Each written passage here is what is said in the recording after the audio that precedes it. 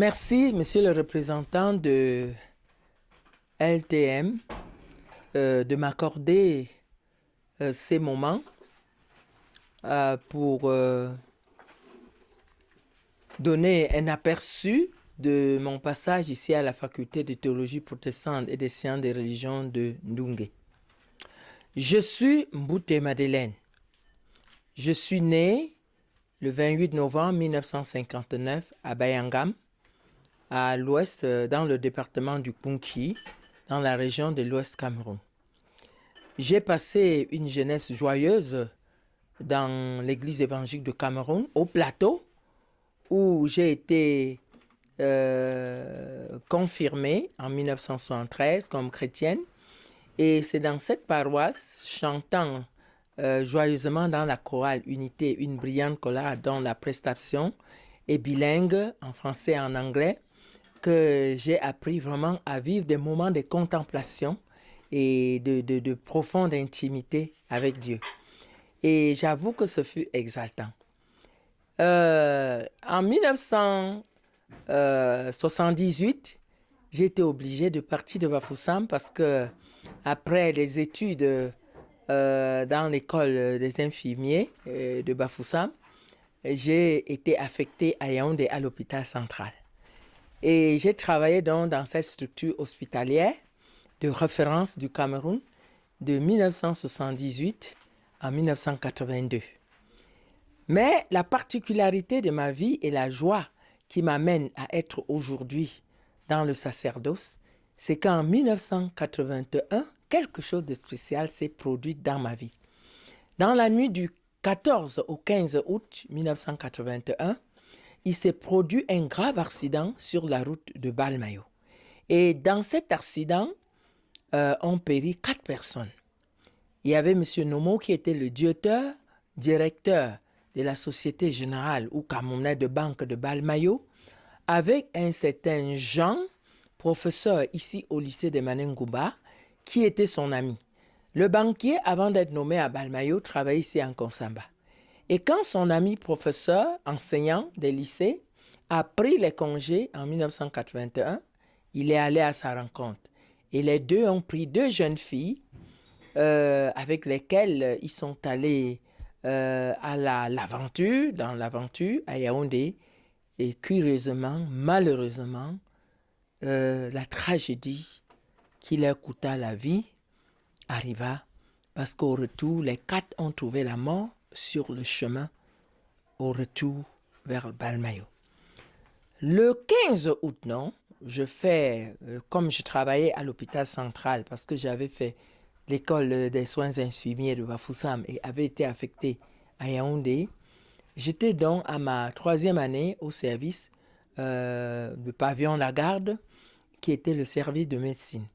Je fais donc saut à ce matin-là à l'hôpital et une de mes amies, Madame Kamto, pas Kamto le ministre, Madame Kamto, et curieusement, l'époux était aussi magistrat du même village, et me dit, mais Madeleine, c'est horrible. On dit que Dieu existe. Allez à la morgue voir ce qui se passe. Pendant que je descendais à la morgue de l'hôpital central, on sortait avec le corps de monsieur le directeur de la banque.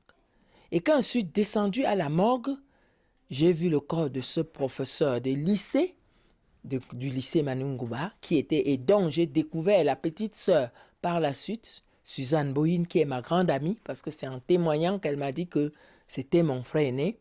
J'ai vu son corps et le corps des 2 jeunes filles qui étaient couchées inertes. Et face aux dépouilles de ces 3 corps, une voix audible et perçante et très résistante m'a posé la question. Et toi aussi, si tu mourais, quelle serait ta situation? J'ai répondu sans hésitation, j'ai dit Seigneur, j'irai en enfer parce que bien que je sois très fréquente à l'église, je fais la même chose que ces jeunes filles. J'avais mon copain qui était à l'école normale, il avait une belle moto, Trial 80, un garçon très intelligent, il enseignait les enfants des ministres à cause de sa performance, de son excellence. Et avec sa Trial, nous arrivions à tous les balles de fin d'année, c'est-à-dire des associations. Les Bamileke avaient à l'époque tous les villages de l'Ouest. Chaque village avait la semaine de clôture des activités de l'année académique, de l'année scolaire, où les enfants ont dansé. Et toutes les nuits, moi, j'étais dehors avec Michel sur les motos. Et moi, je crois que j'ai répondu à Dieu. J'ai dit, j'ai en enfer parce que je me suis souvenu de ces allées et de ces venues tous les jours dans les boîtes de nuit, dans les bals des jeunes. Et je suis donc rentrée très timidement, très effrayée. Mais en sortant de la morgue, j'ai dit quelque chose à Dieu. J'ai dit, Seigneur, je te remercie parce que tu n'as pas permis que je périsse comme ces jeunes. Je n'étais pas meilleur qu'eux. Parce que tu m'as préservé d'une mort aussi tragique, je te servirai.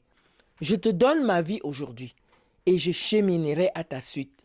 C'était le 15 août 1981. Je suis rentré à la carrière, je vivais chez mon oncle, Papa Pascal Omdium, qui est encore vivant dans la même maison.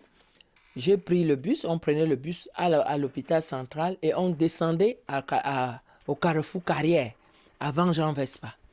Je suis rentré à la maison, je me suis prosterné devant mon lit et j'ai dit à Dieu, aujourd'hui, je te donne ma vie et je deviendrai désormais une personne à l'image de ce que tu veux. Et quand j'ai fait cette prière, j'ai eu une paix profonde. J'ai eu une paix profonde, une paix inexprimable que je n'avais jamais eue auparavant.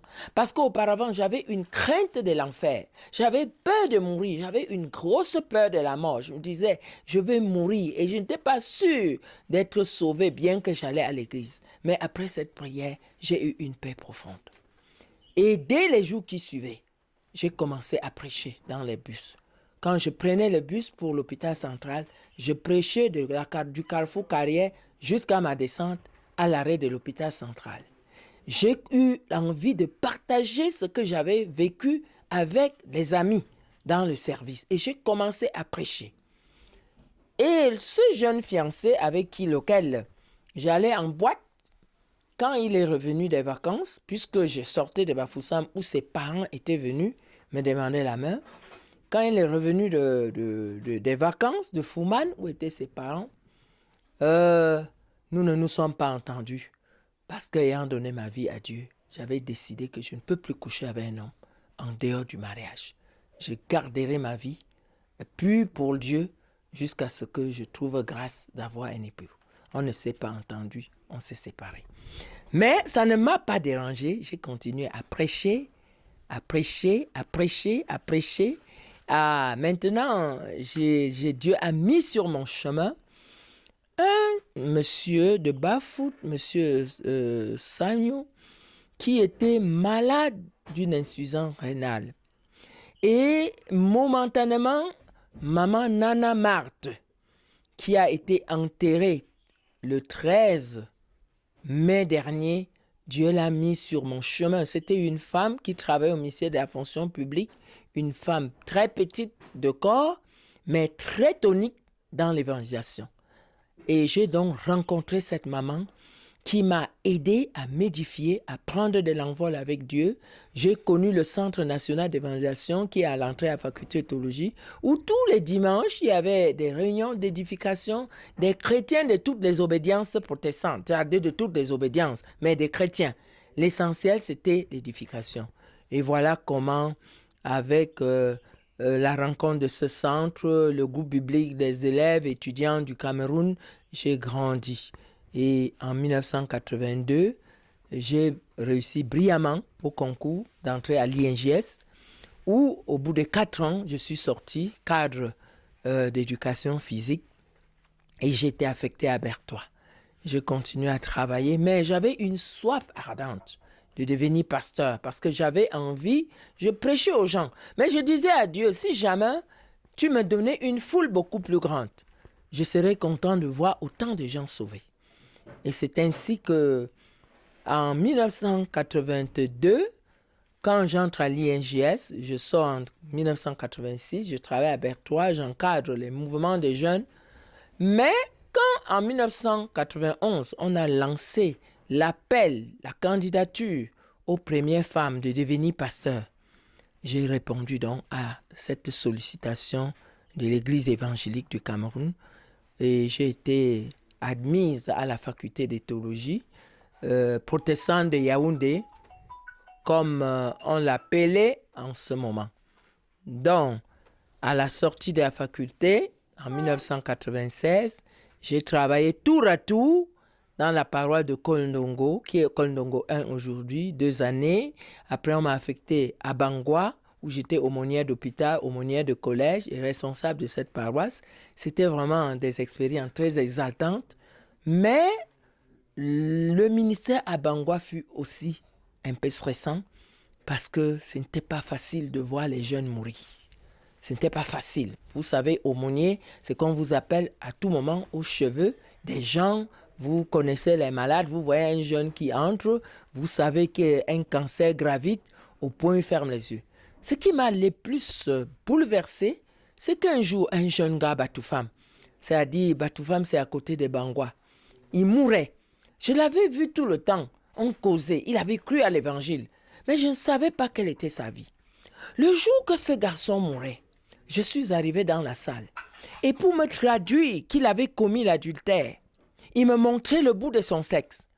Il était en train de montrer le bout de son sexe. Je lui ai dit, oui mon fils, le Seigneur sait, il t'a pardonné, il t'a justifié. Tu es en train d'aller dans la lumière de Dieu. Parce que Jésus-Christ a porté cette saleté, cette impudicité dans la croix. Va en paix, dans la paix du Seigneur. Le Seigneur t'accueille, ses bras sont ouverts. Tu vas entrer bientôt dans son repos. Et il a esquissé la tête comme ça et il s'est endormi.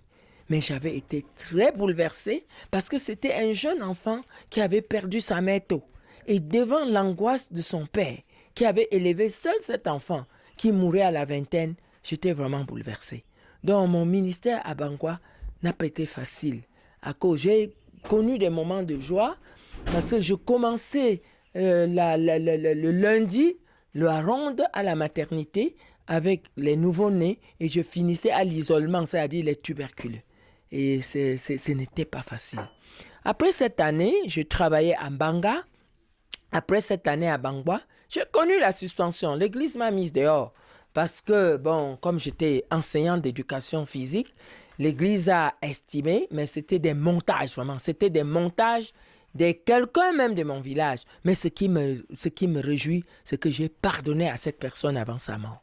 Je lui ai pardonné et je suis allé vers lui dire, vraiment papa, pas de soucis. Il n'y a pas de nuages dans nos relations. Après une année en Banga, ce fut vraiment merveilleux. Dans le département du Mungo. Donc, mon ministère dans le département du Mungo commence en septembre 2000, où j'atterris à la paroisse de Bangaga, qui était abandonnée. Un an auparavant, le pasteur Abel Kundi, avait été affecté et il a trouvé que ce n'était pas sa classe. Il est rentré en Europe et je suis arrivé dans cette paroisse, l'état du presbytère donnait lieu de délirer. C'est-à-dire quand vous entriez dans les toilettes publiques, toilettes qui étaient dehors, quand les moudmouds montaient, vous aviez l'impression que c'était une fournaise. J'ai rêvé 2 fois qu'on m'égorgeait, tellement la paroisse, l'état du presbytère était désastreux. Mais peu de temps après, le jeune homme qui avait descendu mes bagages de la voiture, qui était aujourd'hui feu pasteur Isaac Choumi, était un jeune homme très serviable, très attentionné, qui a cohabité avec moi. Je suis allé le demander à sa grand-mère la permission d'habiter avec lui. C'était un jeune adolescent. Je me souviens, je suis arrivé, il était dans une culotte kaki, il vendait les cahiers. Et progressivement, j'ai reçu une de mes filles, Monique, qui était allée en Allemagne pour un service au pair. Elle est revenue au Cameroun au terme de son contrat au pair. Nous avons été donc, et quelque temps après, ma petite sœur me rejoignait avec son fils qui est mon neveu. Et cette année, à l'exercice 2001, ce fut exaltant. J'ai encadré les jeunes, mais j'ai trouvé que le contexte était fort controversé parce que les gens sont très attachés au marabout. Parfois, mes chrétiens pouvaient mourir. On me dit, ton chrétien est mort chez Diable Rouge. Je dis, mais s'il est mon chrétien, pourquoi c'est chez Diable Rouge qui était le marabout réputé de Mbanga? Oui, à l'époque. Mais cette année-là, j'ai eu la grâce de trouver Mademoiselle Mété Yvette, qui était professeure d'espagnol au lycée, et qui est devenue Madame Wangé, la femme de feu Serge Alain, qui est mort l'année dernière. Serge Alain aussi enseignant des lycées. Donc, Mademoiselle Mété Yvette m'a donné le tonus, une femme de foi. Et voilà comment, véritablement, cette paroisse de vieillards, c'est une paroisse de vieillards, a vraiment pris feu. C'est-à-dire, la flamme de l'évangile a embrasé ces vieux. Ils ont compris la nécessité de lire la Bible, la nécessité de prier, de venir aux études bibliques. Et c'est comme ça que j'étais béni vraiment. Dans cette paroisse, j'étais tellement aimé. Et jour après jour, nous découvrions. Et avec ces jeunes, nous avons fait des exploits. On allait à Limbé dans des excursions. On allait à Tanguy. Vous voyez, Tanguy est quelques kilomètres. Il y avait des échanges très exaltants avec l'église catholique parce qu'à Banga, la paroisse de Bangaga est en face de la paroisse catholique. Et ces échanges vraiment ont permis que le Seigneur m'utilise pour toucher profondément la jeunesse de Banga. Aujourd'hui, les Hervé sont encore là. Ils sont très reconnaissants. Ils persévèrent. Il y a Madame, la mère de Oulda. Il y a une enfant, une dame qui m'aimait tellement, Madame Lonti. Et son mari également, c'est Lonti. Ils m'ont fait confiance. Et ce fut une année exaltante. Mais en août, en juillet 2001, j'ai été affecté à Mbanga, ici à la faculté, pour mon premier séjour à la bibliothèque et comme directrice du centre féminin. Je devais donc gérer Andungé ici avec Papa Niamsi Joseph, qui était le bibliothécaire principal. Je travaillais à ses côtés et parallèlement, j'étais la directrice du centre féminin où je conduisais les programmes de femmes dans l'apprentissage de la puriculture, l'animation biblique, les bricoles des faux métiers, des petits métiers, pour amener les femmes, quand elles seront une fois en paroisse, à se prendre en charge et à pourvoir aux besoins de la famille. Et c'est comme ça que j'ai travaillé pendant 3 ans. Vraiment, c'est pendant 3 ans. Et entre-temps, avec mes séminaires rapides de bibliothéconomie, j'ai commencé à enseigner la bibliothéconomie, j'ai commencé à enseigner la méthodologie. Et au bout de 3 ans, j'ai été affectée à Etukebe, à Yaoundé, la paroisse d'Etukebe, où j'ai aussi fait une expérience exaltante de réveil, vraiment une paroisse où je suis arrivé par la grâce de Dieu. Il y avait 200 chrétiens et où, par la grâce de Dieu, en 2005, quand je pars, il y avait près de 500 chrétiens. Et nous avons rencontré dans cette paroisse aussi des personnes que Dieu a vraiment visitées. Il y a le feu Noza, Numsi Samuel, qui était le PDG de la savonnerie Noza, à une veillée funèbre. J'avais prêché et il m'a approché, il me dit vraiment, jamais je n'ai entendu pareille prédication. Que dois-je faire pour avoir la vie? Je lui ai dit, je lui ai donné rendez-vous, il est venu en paroisse, on a causé, il a donné sa vie au Seigneur et il s'est engagé pour faire la catéchèse. Et finalement, c'est à Kribi que le pasteur Mbek Francis de l'EEC l'a baptisé, l'a confirmé parce qu'il avait été baptisé enfant. Donc voilà la première partie de ma vie avec Dieu, la première partie de mon sacerdoce avec Dieu jusqu'au moment où je prends donc la décision d'aller faire des études de doctorat. C'était après 9 années. Non, j'en reviens. À la faculté de théologie protestante des sciences des religions, des sciences religieuses de l'UPAC, c'est-à-dire à Yaoundé. Donc, le 2 septembre 2005, je pars de la paroisse, malheureusement frappé parce que le décès subit de mon neveu Mopon Collins, le fils aîné de ma sœur, Maman Martine, que je viens de voir en Konsamba, fut la grosse tragédie qui marqua la fin de ce séjour à Iturebé. Et je n'oublierai jamais un enfant très obéissant qui était né ici à Ndungue en 1974, dont j'avais vraiment pris soin. Il faisait l'objet de mes délices à cause de son obéissance extraordinaire. Et c'est son petit frère, Colin, c'était le grand frère de Monsieur Djoum, qui est à Sono. Vous voyez Sono qui est en face de Paternon. Oui, oui, c'était son frère aîné, c'est mon neveu. Et c'était le premier fils à ma grande sœur.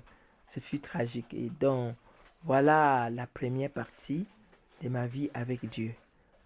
Dans l'église évangélique du Cameroun. Mais avant cette période, je vous ai dit que j'ai travaillé à Kondongo et c'est de Kondongo que j'étais affecté à Bangwa. 2 ans à Kondongo où on a fait des expériences. C'est là que j'ai été affecté à Kondongo 1 où j'ai travaillé 2 années. Et j'ai été beaucoup soutenu par le directeur actuel de la Ligue pour la lecture de la Bible, M. Emmanuel Todjo.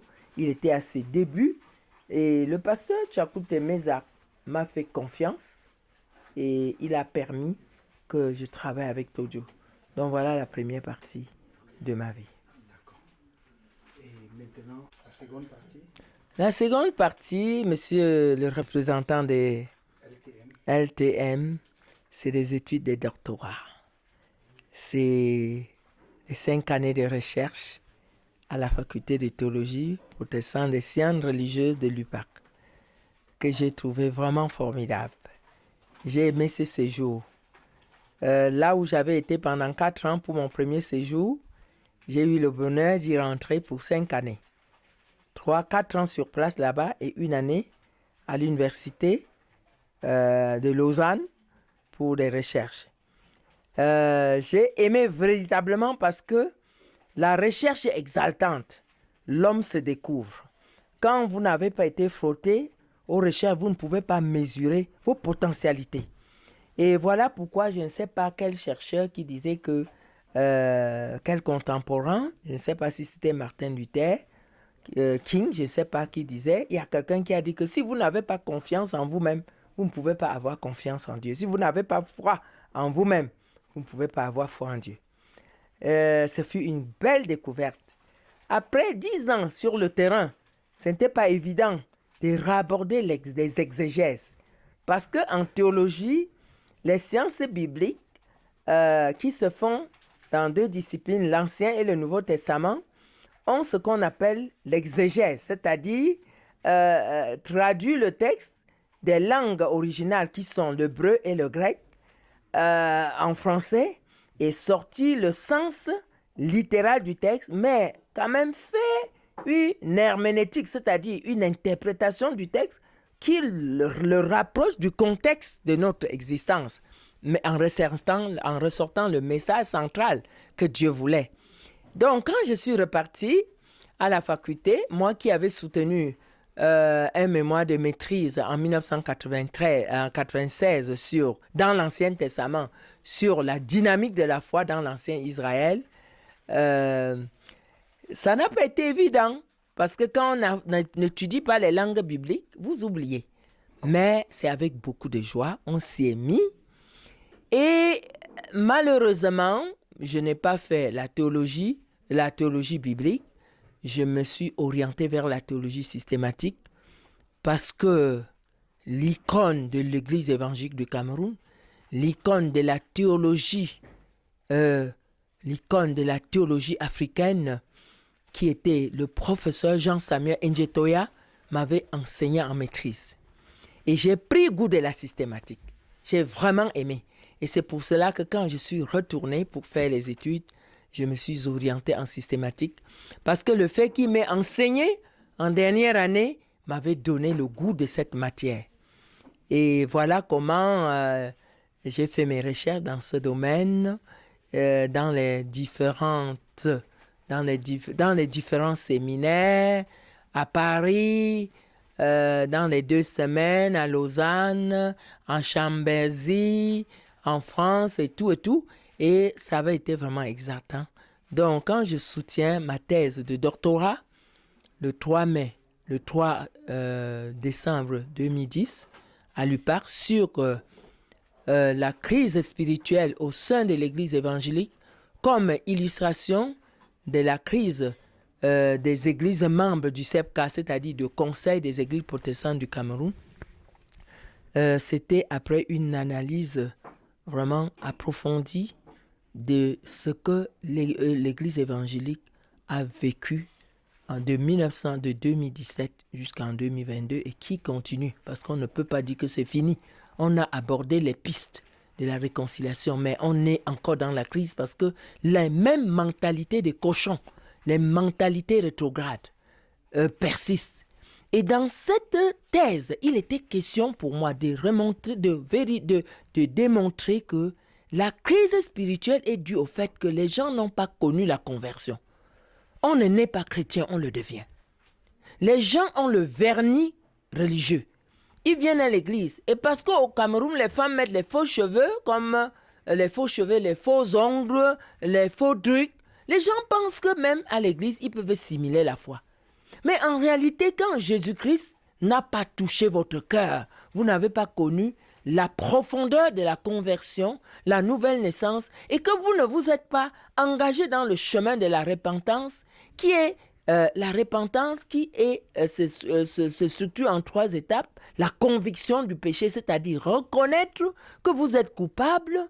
Le renoncement, c'est-à-dire décider d'abandonner et décider maintenant de changer pour entrer dans la perspective d'une chenille sale qui décide par la métamorphose de devenir papillon et laisse que ces graisses, la graisse qui caractérisait sa saleté, son impiété, son impureté, s'épure pour qu'il prenne l'envol. Quand un chrétien n'a pas compris qu'il doit se dépouiller, c'est-à-dire abandonner l'ancienne vie pour entrer dans la perspective de la transformation, bien sûr, par le sang de Jésus, par la puissance du Saint-Esprit, il sera tout sauf chrétien. Il sera religieux. Il va briller. Il va porter des doctorats. Il sera docteur en théologie, comme je peux prôner. Mais en réalité, il n'aura rien de commun avec Christ. Parce que la vie avec Christ est relationnelle. La vie de Christ n'est pas la religion. Ce n'est pas une idéologie. C'est comme vous vivez avec une femme. Et pour qu'une femme, vous l'épousez et qu'elle devienne votre compagne, il y a une démarche. Vous commencez par, quand vous la voyez, elle vous intéresse. Vous lui faites l'avance. Et quand vous lui faites l'avance, elle accepte si elle vous aime. Il en est de même dans notre vie, dans notre marche avec Jésus-Christ. Si nous prenons conscience que nous sommes la créature de Dieu et que, comme la Bible dit dans Jean chapitre 1, verset 12, qu'à ceux qui l'ont reçu et ceux qui croient en son nom, elle a donné le pouvoir de devenir enfant de Dieu, c'est-à-dire la parole de Dieu. Vous devez nécessairement vous engager dans ce chemin de transformation. Même si c'est Dieu qui appelle, il vous aide. D'accord. Et ce n'est pas un problème de littérature, c'est juste un problème de conviction. Donc, j'ai soutenu cette thèse et j'ai montré que les chrétiens doivent revenir aux origines. Et aujourd'hui, quand j'enseigne ici, je suis dans une perspective de la reconquête, d'une christologie de reconquête qui nous ramène à bien identifier, à revenir à nos origines, à notre identité chrétienne. Donc, quand j'ai soutenu cette thèse, le 3 décembre 2010, j'étais déjà affectée en Tolo comme directrice du centre social et enseignant de théologie systématique ici. Donc voilà, depuis 13 ans, donc depuis 14 ans, j'ai travaillé ici. J'ai été 2 ans en Tolo, de 2010 à 2012, comme directrice du centre social de Ntolo. Mais j'enseignais ici, je venais enseigner et je séjournais là-bas. En 2010, 2012, j'étais affecté à Ekel, à la paroisse d'Ekel, au quartier 8, à Konsamba, où j'ai travaillé pendant 3 années comme pasteur de paroisse. Et ce fut aussi une grosse expérience exaltante où, par la grâce de Dieu, l'effectif de la paroisse a presque triplé. Et nous avons, par la grâce de Dieu, connu le bonheur vraiment du réveil de cette paroisse. Nous avons célébré les 50 ans de cette paroisse avec pour décision d'agrandir la paroisse. Si vous allez voir que les travaux ont été entamés il y a 10 ans par mois, par la grâce de Dieu, par les efforts des chrétiens. Et jusqu'à là, bon, on n'a pas fini, mais vraiment, ça a connu quand même, les travaux ont très considérablement avancé. Et je pense que, comme on n'a pas conçu Rome en un jour, très bientôt, si Dieu donne la grâce, je pense que je serai content d'être invité pour dédicacer. Mais si, en y étant, j'ai aussi travaillé à la prison de Konsamba comme aumônière. On a travaillé là-bas. Et c'est de là, donc, en 2015, j'ai été affecté. 2015, j'ai été affecté ici à Ndungue comme doyen de la faculté de théologie protestante et des sciences des religions de Ndungue, où j'ai passé 8 années. Donc, au moment où je dois partir demain matin pour un autre poste, où Dieu m'a appelé à la paroisse du cinquantenaire, où l'Église m'a affecté, de Douala, au moment où je dois partir au cinquantenaire demain, répondant à l'appel de l'EEC, parce que j'ai grandi à l'EEC, j'ai décidé de travailler toute ma vie à l'EEC, malgré toutes les sollicitations que j'ai eues dans le monde, après mes multiples séminaires, en Suisse, en 97, 4 mois, après l'année de recherche à Lausanne, 10 mois, du 1er octobre au 31 juillet 1er octobre 2008 au 31 juillet 2009, j'ai quand même décidé de revenir travailler dans mon église parce que véritablement, c'est l'église de mes amours. J'ai grandi là-bas et ma maman y a été. C'est là que nous avons eu, vraiment, on a été à la mamelle nourricière de Dieu, même si on n'était pas encore conscient.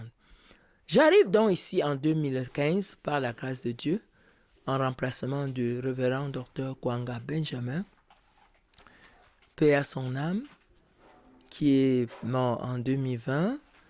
Et c'était un gros défi pour moi, parce que le pasteur Kwanga Benjamin était un homme très intelligent, hyper studieux, hyper méticuleux, un homme stratégique, un grand enseignant de pointe. J'ai trouvé la nomination ne m'a pas exalté. Parce que je me suis demandé, est-ce que je peux remplacer un homme de cette envergure? Nous avons commencé avec nos timides essais, surtout que je n'avais pas vraiment connu un séminaire de Madame Moudio, qui était notre professeur d'administration, de gestion, mais vraiment, c'est avec beaucoup d'hésitation. Bon, on a travaillé tant bien que mal pendant 8 ans. J'ai été de 2015 là à 2016, j'ai eu le bonheur d'organiser un colloque international en dépit des résultats académiques vraiment élogieux. Ce colloque a regroupé dans cette institution les pasteurs qui venaient de 3 pays, le Gabon, le Congo démocratique, 2 doyens, le doyen de Bendeka et le doyen de la faculté de théologie protestante de Kinshasa, le professeur Zozo, qui venait de la faculté de théologie du Gabon, et le révérend docteur Sissou. Donc ce colloque vraiment était un coup d'essai réussi et il a été publié, le colloque a été édité en Tanzanie et c'était vraiment quelque chose d'exaltant. Pour ça, je bénis Dieu. La deuxième année de l'année académique 2016-2017, c'était une année électorale au niveau de l'EEC, où l'église était, l'attention de toute l'église était presque orientée vers la préparation des élections d'avril 2017 en Ngaoundéré.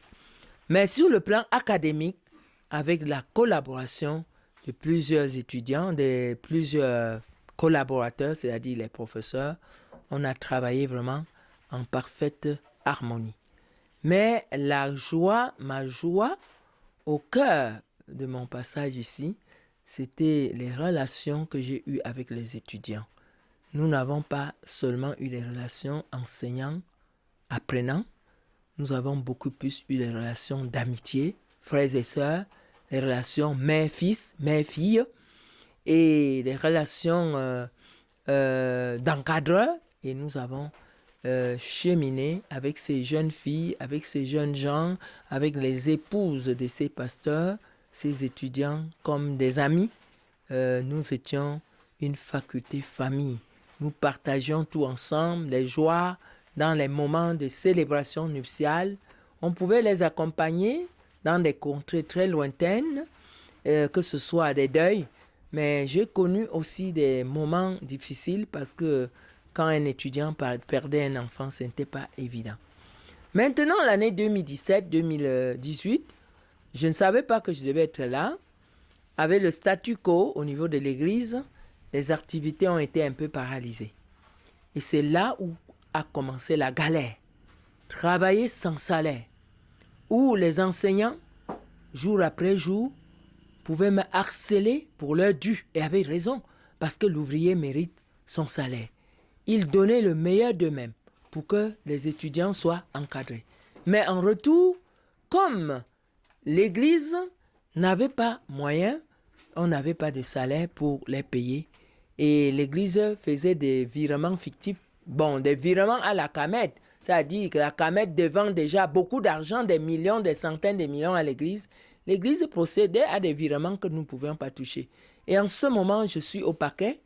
Madame Pauline, l'agente de ménage, m'a traduite au paquet parce que on lui a fait des chèques.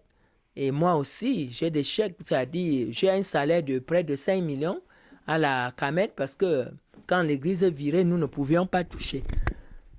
Curieusement, je suis au paquet parce qu'elle m'a porté plainte. Au nom de Jésus, je n'y serai pas parce que je déclare que moi aussi, j'étais dans la même situation qu'elle. Donc, ce fut douloureux avec les incompréhensions des enseignants qui ne comprenaient pas que nous dépendions tous de l'Église et que l'Église ne pouvait pas nous donner et on garde pour nous seuls. Et voilà la difficulté de l'année 2017-2018. Mais j'ai eu le bonheur de travailler avec un des anciens doyens, le professeur Tunjan Emmanuel, qui était pasteur Ekel, qui comprenait et qui raisonnait les autres et qui les amenait à comprendre que l'enseignement, c'est d'abord le sacerdoce. Nous avons accepté d'encadrer les enfants et on devrait aussi consentir le sacrifice. Donc voilà.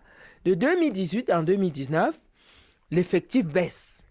L'effectif baisse et ensuite, avec l'effectif qui baisse, on arrête même le recrutement. Mais le recrutement a repris en septembre 2020.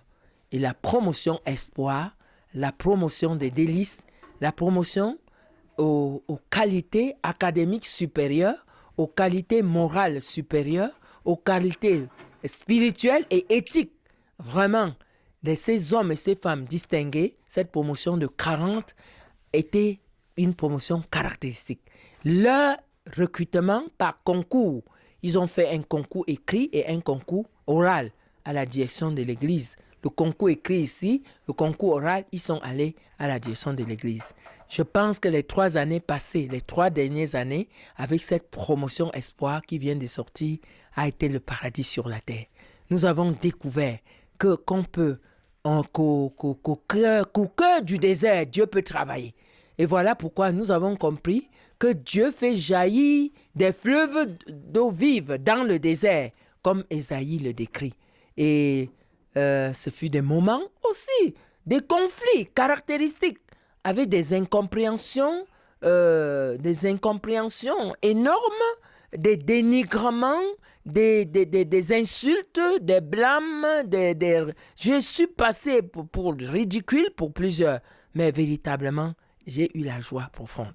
J'ai eu la joie profonde parce que je vivais dans cette maison avec ma mère, qui était une femme de prière. Elle n'avait cessé de prier pour moi, même quand elle n'était pas ici.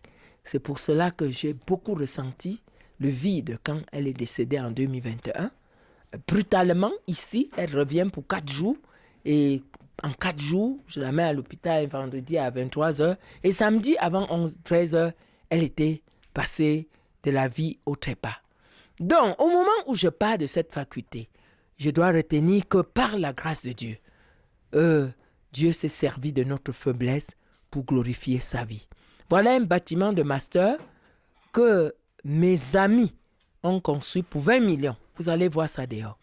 Et la liste est là.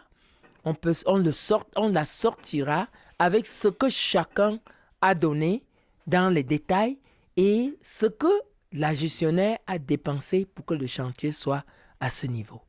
Au niveau des colloques, nous en avons fait cette année, pas le moindre, et la contribution de plusieurs enseignants sur la contribution de la formation théologique et pastorale pour des nouveaux enjeux missionnaires du XXIe siècle. C'était un colloque réussi. J'ai été émerveillé. L'Église nous a soutenus, mais j'ai été fortement émerveillé de la confiance que tous ces frères et sœurs pasteurs ont mis en nous et sont venus à ce colloque. Nous avons été entre les mains de Dieu, un faible instrument, mais la puissance de Dieu s'est déployée parce que les étudiants ont été bien enseignés. Je ne me vante point, c'est la vérité. De toutes les institutions théologiques du Cameroun, la faculté de théologie protestante et des sciences des religions de Ndunge est la faculté qui a des enseignants qualifiés et la faculté où les étudiants sont vissés, c'est-à-dire dans le programme académique, on ne leur donne pas du lait. Mais ils en ressortent nantis. Et la grande joie de cette année, c'est que il y a 3 ans, 4 ans, nous avons ouvert le cycle de master. Et c'était sous l'indication du professeur Jean-Samuel Njetoya, le président de l'Église, qui est venu ici nous dire non, nous avons une trentaine de professeurs, des docteurs bien formés, on doit ouvrir le cycle de master. Et à l'heure où je vous parle, la bonne nouvelle, c'est que de ces étudiants de master, il y a déjà 2 qui sont en doctorat à Yaoundé, qui ont été admis dans le partenariat du PAC. Nous avons travaillé avec la faculté de théologie des sciences des religions de Yaoundé et véritablement, et ce partenariat a permis que certains de nos étudiants soient déjà en doctorat. Personne ne dirait mieux. C'est la grâce de Dieu.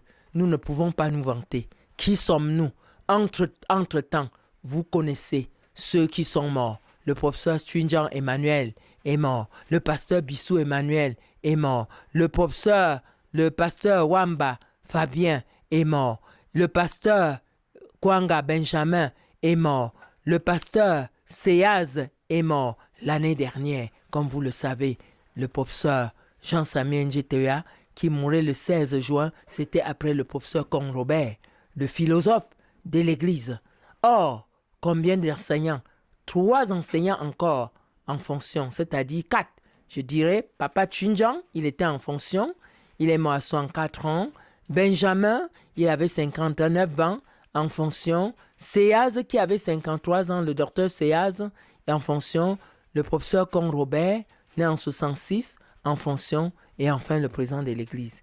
Ils sont saints, ils sont partis.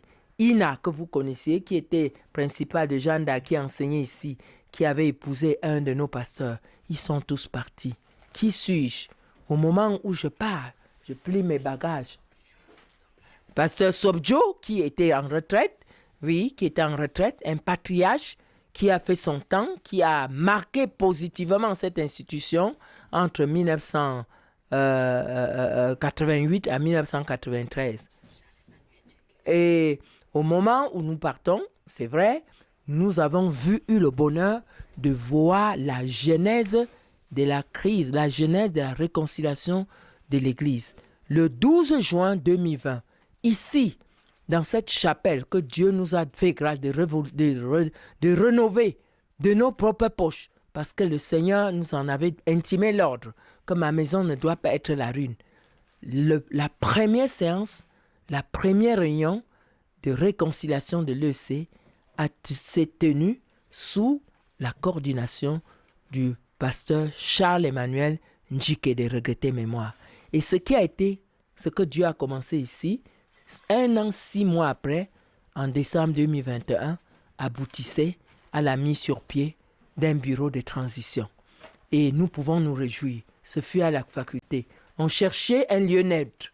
Et je me souviens, à la fin de cette réunion, Pandjike m'a appelé, m'a dit, Madeleine, merci beaucoup ma fille pour le cadre que vous avez tant embelli pour nous accueillir. Merci beaucoup. Donc au moment de partir, nous disons, nous sommes des serviteurs, une servante inutile, nous n'avons pas atteint nos objectifs. Mais le Seigneur sait que nous avions l'aspiration de faire mieux dans l'encadrement des enfants comme la reconstruction de cette faculté rebâtie sur les ruines. Au moment où je parle de la faculté, je laisse à la CAMET 61 millions de francs. 61 millions de francs, cet argent qu'on a viré dans des années et qui va bientôt être payé. Et je suis content de léguer à celui que je laisse, qui me remplace, un si fort héritage. Puisqu'au moment où je venais, je n'avais rien. Il n'avait rien dans la banque, rien dans la caisse, rien dans la banque. 61 millions et à la BICEC, plus d'1 million. Voilà ce que nous léguons. Et la grâce d'avoir fait tous ces colloques qu'on a publiés, ça a rendu visible la faculté qui n'était pas connue de tous. Je me souviens, pour terminer, que quand Monseigneur Atanga, c'est Atangana, Monseigneur Atangana est venu ici à ce colloque, il fut émerveillé. Et tout d'un moment, lors d'un séminaire, j'ai été invité. Et Monseigneur Atangana fut très flatté quand je fais l'exposé sur le catholicisme, la théologie catholique, depuis le Concile de Trente, en 1543, sous les auspices de Ignace de Yola, ils étaient très flattés. Nous voulons donc demander au Seigneur que nous avons, peut-être nous n'avons pas été à la hauteur de la tâche qu'il nous a léguée, qu'il nous pardonne, et que sur nos erreurs, la grâce de Dieu permette à cette promotion qui reste, parce que nous avons retenu, on a fait concours en 2 promotions, 2020 et 2021. La promotion de 2021 est encore là, elle est en dernière année et elle va sortir en juin 2024. Notre prière, c'est que Dieu couvre cette promotion 2021 de sa grâce et que véritablement chacun d'eux puisse arriver au terme de leur formation, parce que la Bible dit que la fin d'une chose, mieux vaut la fin d'une chose que son commencement. C'est Ecclésiaste qui le dit. Je parle d'Ecclésiaste chapitre 7, verset 8. Je vous remercie donc d'avoir permis que succinctement, nous puissions retracer cette vie avec les étudiants dans les salles de classe, au centre féminin avec les épouses des étudiants, dans la chapelle académique où nous avons partagé nos joies et nos peines. Dans les jardins, vous allez voir dans notre journal, nous avons débroussaillé ensemble avec nos étudiants.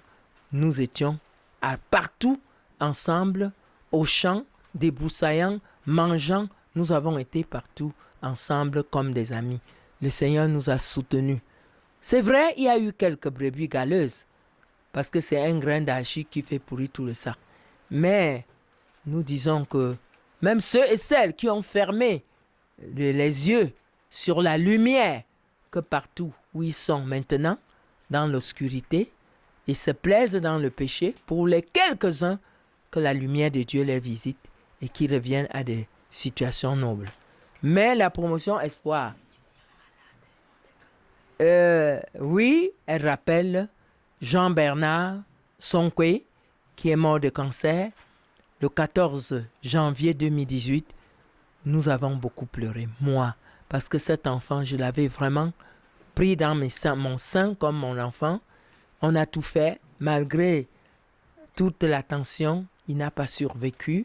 Il est mort dans la même maison où son père était mort bibliothécaire, curieusement ici à la faculté. Mais dans le bilan, nous voyons que Dieu a fait pour nous des grandes choses.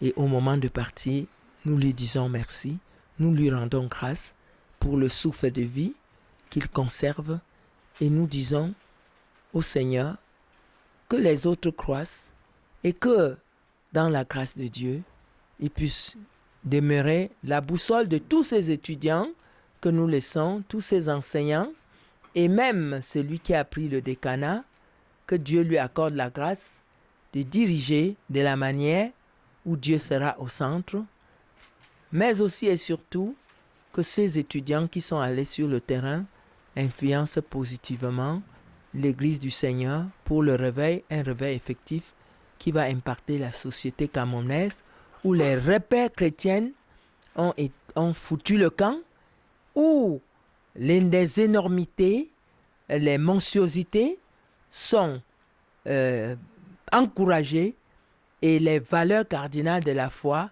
l'honnêteté, la pureté, la vérité, l'intégrité, la sincérité, la soumission à Dieu, blâmées même par les hommes d'église qui, eux, aiment nager aussi dans l'eau trouble comme des sous-marins dans l'eau trouble. Que le Seigneur accorde à tous ces étudiants auprès desquels nous avons été et qui ont été pour moi un soutien véritable dans la prière, que Dieu les bénisse et permette que leur sacerdoce, au moment où on va commencer une année ecclésiastique, transforme la société camerounaise. Nous vous remercions pour votre disponibilité. Vous avez été toujours à nos côtés et nous voulons encore vous remercier de nous avoir accordé ces moments pour ce bref aperçu de notre passage ici à la faculté. Demeurez bénis au nom de Jésus. Gardien Yaya, un homme à tout faire. Monsieur Yaya, Monsieur Yaya qui était un homme à tout faire, qui était assis constamment ici, il dormait dans ce couloir. Nous sommes dans le couloir là où Yaya dormait, là derrière. Le 25 février dernier, il a trouvé la mort ici autour de 18h30, avant 19h, dans un accident où il a été égorgé, émietté par une voiture qui l'avait bousculé sur sa moto. Son absence nous a beaucoup éprouvés parce que sa présence physique était aussi pour nous un signe de sécurité. C'est vrai, c'est Dieu qui protège. Mais vous vous imaginez quelqu'un qui pendant 8 ans, 7 ans et demi, dormait sous le foie pendant que vous étiez couché dedans. Sa mort nous a beaucoup affectés. Et au moment de partir, le regret que nous avons, c'est au sujet de sa jeune dame et des 4 enfants qu'il a laissés. Parce que malgré nos efforts, nous ne savons pas quel sera leur avenir. Mais nous faisons confiance à Dieu et supplions véritablement le Seigneur de se souvenir du sacrifice que Yaya a consenti, qui dormait ici. C'était l'homme à tout faire, la machine, la faculté était toujours propre, jardinier, et il le faisait pour très peu de sous, vraiment. On ne lui donnait pas grand-chose, mais il le faisait avec beaucoup de joie et beaucoup d'abnégation et beaucoup de soumission. Donc au moment de partir, ça nous affecte. Mais nous disons à Dieu, c'est lui qui sait tout, l'avenir entre ses mains, qui se souvienne vraiment de la progéniture de Yaya et de son épouse. Nous voulons aussi vous dire que ce beau paysage nous manquera. Ce beau paysage nous manquera au moment où nous allons dans une ville de Douala qui chauffe comme la fournaise. Ce beau climat paisible, doux, reposant, nous manquera un peu. Mais la mission nous appelle et nous partons avec joie. En disant à Dieu, à lui la gloire, nous implorons sa miséricorde sur nous, sur nos vies, sur nos familles, et voulons demander pardon au Seigneur pour nos manquements, vraiment, que sa grâce surabonde. Demander aussi pardon aux nôtres, parce que notre famille ne m'a pas toujours eu au moment où elle avait besoin de moi, mais je bénis le Seigneur. Si j'avais bien fait, et en leur manquant, je me réjouirais énormément. Mais je compte sur la miséricorde de Dieu pour l'avenir, jusqu'au moment où je prendrai la retraite. Si Dieu d'ici 6 ans, parce que j'ai 64 ans, me fait grâce d'arriver jusqu'à 70 ans, l'âge de la retraite à l'EEC, je me mettrai à écrire et à prier davantage pour ceux qui sont sur le terrain, parce que quand on est en fonction, on n'a pas beaucoup de temps pour prendre soin de soi et pour échanger avec Dieu. c'est mon aspiration d'arriver à la retraite et de prendre vraiment du temps de prier pour les pasteurs qui sont sur le terrain. Les défis sont énormes. Donc, ce bâtiment nous a coûté près de 20 millions. C'est la contribution des particuliers, en principe, en majorité les gens de ma famille. La première contribution fut celle du pasteur Antoinette Mata, une ancienne étudiante d'ici, en 2016, de 50 000. Et à la suite d'Antoinette, donc, plusieurs personnes ont contribué, à concurrence des autorités, les grands commis d'État du Cameroun, des amis propres qui à moi, des personnels qui sont au Cameroun, au village, à Washington, partout dans le monde. Donc, on est à ce niveau. C'était suite au rêve du professeur Jean-Samuel Ndjetea qui voulait qu'on ouvre le cycle de master. Et nous nous sommes dit que les salles de classe ne pouvaient pas suffire parce que voici la rangée du cycle de licence derrière nous.